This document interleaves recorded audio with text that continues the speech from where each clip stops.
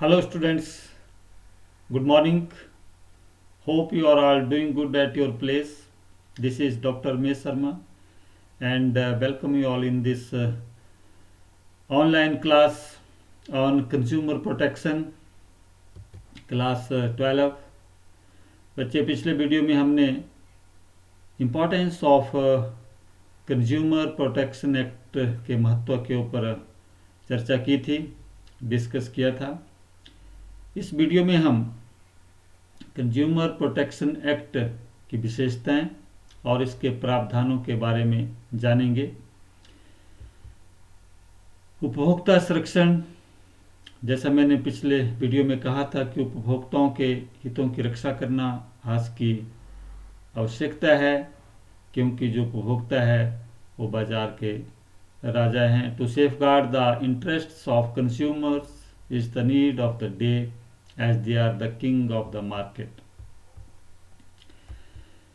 उपभोक्ता संरक्षण अधिनियम 1986 एक महत्वपूर्ण अधिनियम के रूप में पेश किया गया।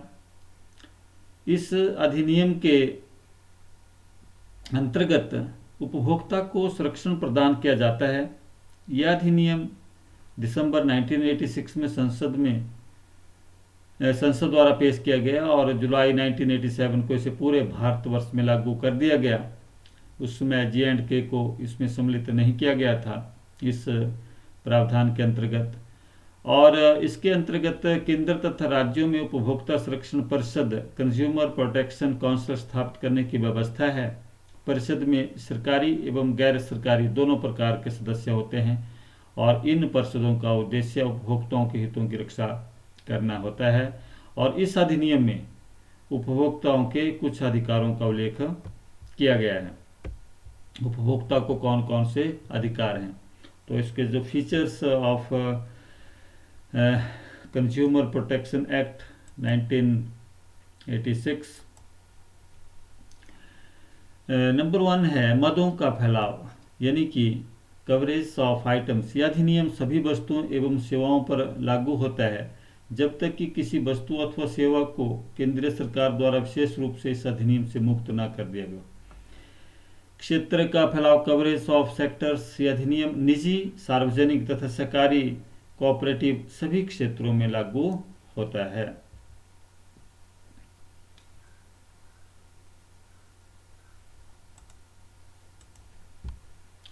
एंड नेक्स्ट है प्रावधानों की क्षतिपूर्वक प्रकृति, कंपनसेटरी नेचर्स ऑफ प्रोविजंस।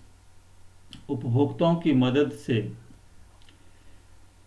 मदद के लिए अनेक अधिनियम पास किए गए हैं। इनका लाभ तो उपभोक्ता उठाते हैं। उपभोक्ता संरक्षण अधिनियम यदि उपभोक्ता चाहें तो उन्हें अतिरिक्त मदद प्रदान कर सकता है। अतः इस अधिनियम के प्रावधान की प्रकृति क्षतिपूर्वक अथवा अतिरिक्त मदद प्रदान करने की है। उपभोक्ताओं को किसी भी अधिनियम का लाभ उठाने की पूरी स्वतंत्रता होती है, जैसे रिप्रेजेंटेटिव, उपचार, शिक्षा, एजुकेशन इत्यादि से जो संबंधित होते हैं। एंड नेक्स्ट है नंबर 4 उपभोक्ता अधिकारों का समूह, ग्रुप ऑफ कंज्यूमर्स राइट्स। यह अधिनियम उपभोक्ताओं को अनेक अधिकार प्रदान करता है। यह अधिकार सुरक्षा, सूचना, चयन, प्रतिनिधित्व, उपचार, शिक्षा आदि से संबंधित होते हैं। एंड नंबर 5 विशेषता है कंज्यूमर प्रोटेक्शन एक्ट की कि ये प्रभावी संरक्षण जो है प्रदान करता है। त्रुटिपूर्ण पदार्थों, असंतोषजनक सेवाओं तथा अनुचित व्यापार व्यवहारों से सुरक्षा प्रदान करता है। अर्थात इस अधिनियम के अंतर्गत उन सभी क्रियाओं पर रोक लगाने का प्रावधान है जो उपभोक्ताओं के लिए जोखिम उत्पन्न करती है। एंड नंबर 6 विशेषता 3 स्तरीय शिकायत निवारण तंत्र, 3 टायर ग्रीवेंसेज रिड्रेसल मशीनरी। उपभोक्ताओं को उनके अधिकारों का लाभ प्रदान करने के लिए उपभोक्ता न्यायालय स्थापित किए गए हैं। और ये जो उपभोक्ता न्यायालय हैं ये 3 स्तरीय हैं, यानी कि जिला स्तर पर, राज्य स्तर पर तथा नेशनल लेवल पर। National commissions, state commissions and district form, इस तरह से शिकायत निवारण जो है 3 स्तर पर होती है और तीनों स्तर पर इनके जो पावर्स हैं वो अलग अलग होती हैं। नंबर 7 है समयबद्ध निवारण, टाइम बॉन्ड रिड्रेसल अधिनियम की यह एक अहम विशेषता है और इसके अंतर्गत विवादों का जो निपटारा है वो सीमित समय में किया जाता है। एंड कंज्यूमर प्रोटेक्शन काउंसिल उपभोक्ता संरक्षण के पक्ष में बढ़ावा देने के लिए तथा उपभोक्ताओं को शिक्षित करने के लिए उपभोक्ता संरक्षण परिषदों की स्थापना का प्रावधान भी इसमें किया गया है। नेक्स्ट है जो प्रावधान है main provisions of consumer protection act, वह उपभोक्ता जो इस अधिनियम का लाभ उठाना चाहते हैं उनको निम्नलिखित जो प्रावधान है उनकी जानकारी आवश्यक है। यानी कि उपभोक्ता कौन है, हु इज कंज्यूमर, वह व्यक्ति कंज्यूमर कहलाता है जो वस्तुओं क्रय करता है तथा सेवाएं किराए पर लेता है, लेकिन वह व्यक्ति सम्मिलित नहीं है जो उन्हें पुनः बिक्री के लिए अथवा किसी वाणिज्यिक उद्देश्य से प्राप्त करते हैं। वह नंबर 2 वह क्रेता की स्वीकृति से वस्तुओं का उपयोग करता है। नंबर 3 वह उस अन्य व्यक्ति की स्वीकृति से सेवाओं का उपयोग करता है जिसके द्वारा उन्हें किराए पर लिया गया है। एंड नंबर 4 है वह जो क्रय की गई वस्तुओं अथवा किराए पर ली गई सेवाओं का उपयोग केवल स्वरोजगार के रूप में जीविका अर्जित करने के लिए करता है। जैसे एक डॉक्टर जो सिटी स्कैन विशेषज्ञ है, एक सिटी स्कैनर जीविका अर्जित करने के उद्देश्य से क्रय करता है, उसको भी हम उपभोक्ता बोलेंगे, उपभोक्ता कहलाएगा। नेक्स्ट है शिकायत के आधार पर on the basis of on the grounds of for complaint, इसमें जो अनुचित प्रतिबंधित व्यापार व्यवहार अनफेयर रेस्ट्रिक्टिव ट्रेड प्रैक्टिसेस, जब उपभोक्ता किसी व्यापारी के अनुचित प्रतिबंधित व्यापार व्यवहार से पीड़ित होता है तो वह शिकायत दायर कर सकता है। और अनुचित व प्रतिबंधित व्यापार व्यवहार का अर्थ स्पष्ट करना इसमें आवश्यक होगा।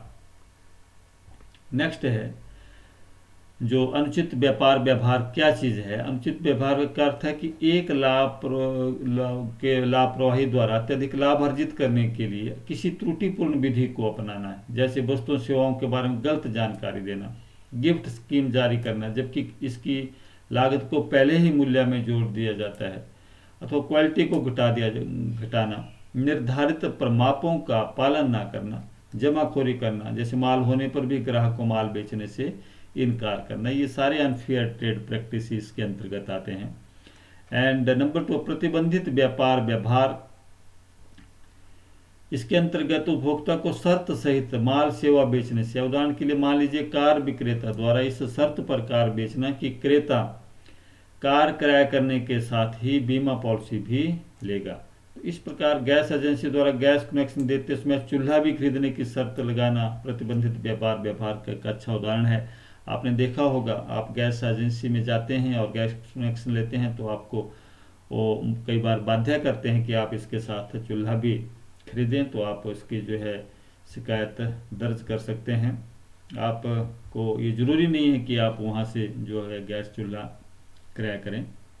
नंबर 2 दोषयुक्त वस्तुएं डिफेक्टिव गुड्स, दोषयुक्त पाई गई वस्तु के विरुद्ध उपभोक्ता अपनी शिकायत दायर कर सकता है। वस्तु के दोषयुक्त होने का अर्थ उसकी जो मात्रा है क्वांटिटी, उसकी गुणवत्ता क्वालिटी, शक्ति पोटेंसी व शुद्धता का संबंधित अधिनियम अथवा अनुबंध के अनुसार न होने से है। जैसे एक पैकेट में उस पर लिखी गई मात्रा में वस्तु का ना होना एक मात्रा संबंधी दोष है। इस प्रकार एक वस्तु की शक्ति का प्रमापित शक्ति से कम होना शक्ति संबंधी दोष है। तो इस प्रकार के जो यदि वस्तु में दोष है आप उसकी जो शिकायत है वो कर सकते हैं। नंबर 3 है सेवाओं में न्यूनता डेफिशिएंसी ऑफ सर्विसेज, सेवा से संबंधित जो अधिनियम के अंतर्गत पीड़ित उपभोक्ता दोषपूर्ण न्यून सेवाओं के विरुद्ध अपनी शिकायत दायर कर सकता है।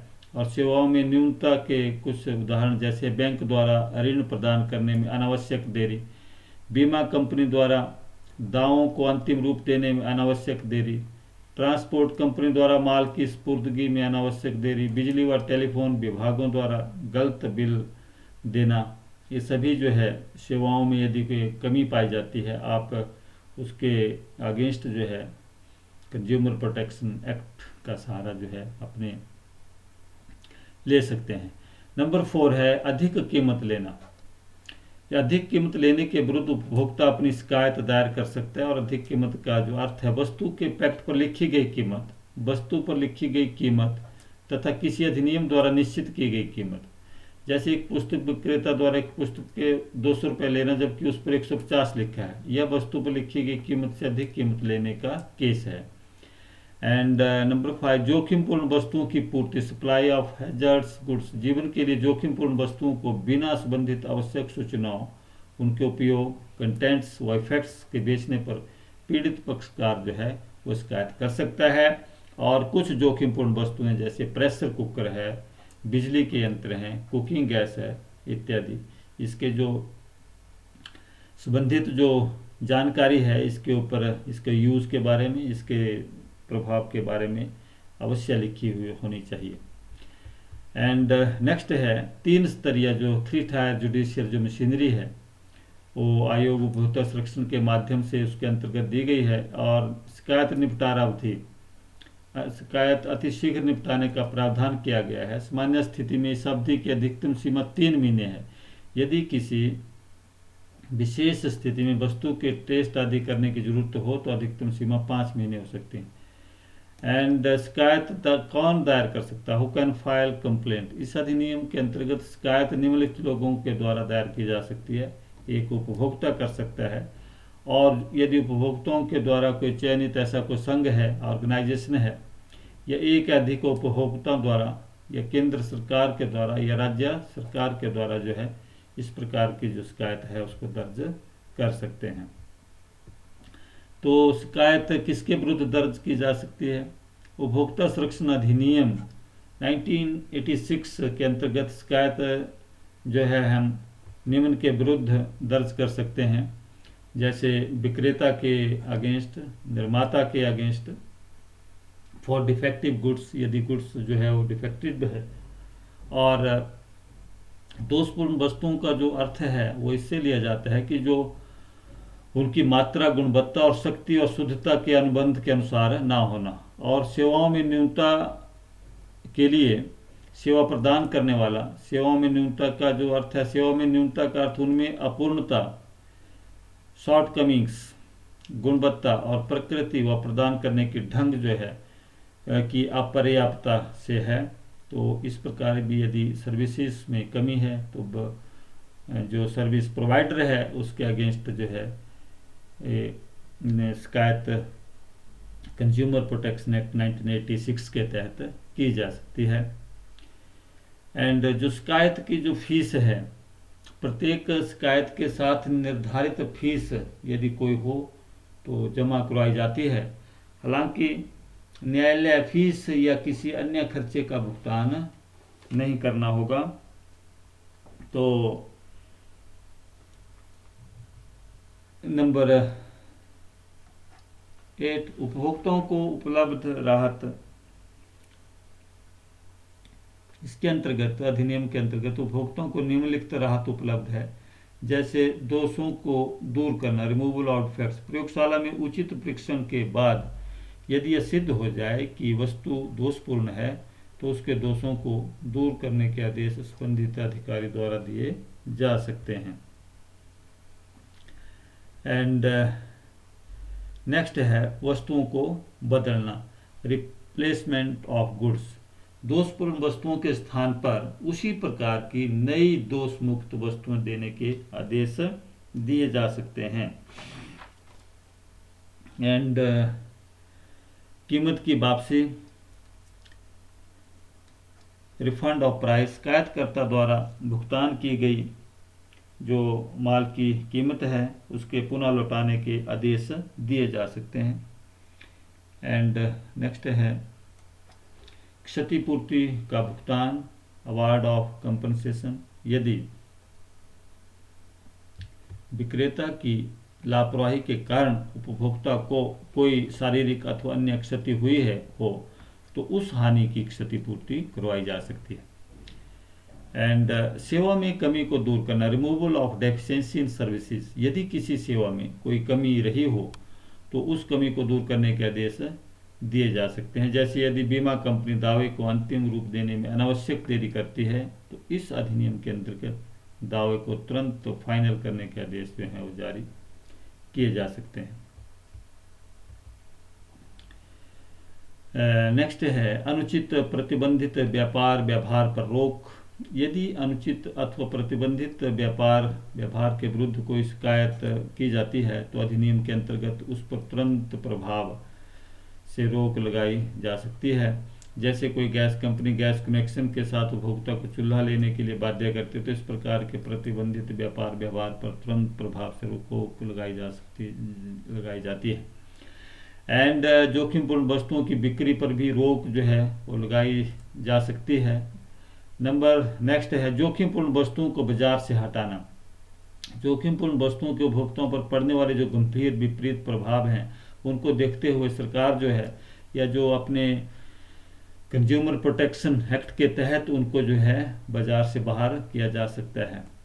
एंड पर्याप्त लागत का भुगतान। अंत में पीड़ित पक्षकार को व्यापारी द्वारा पर्याप्त लागत भुगतान के आदेश देने का प्रावधान इस अधिनियम में रखा गया है। तो ये थे बच्चे इस कंज्यूमर प्रोटेक्शन एक्ट की विशेषताएं और प्रावधान। होप आपको अच्छे से समझ में आए होंगे। Do like, share and subscribe this channel, and if you have any problem regarding any issue on this topic, please do write in the comment section of this video. Thank you very much.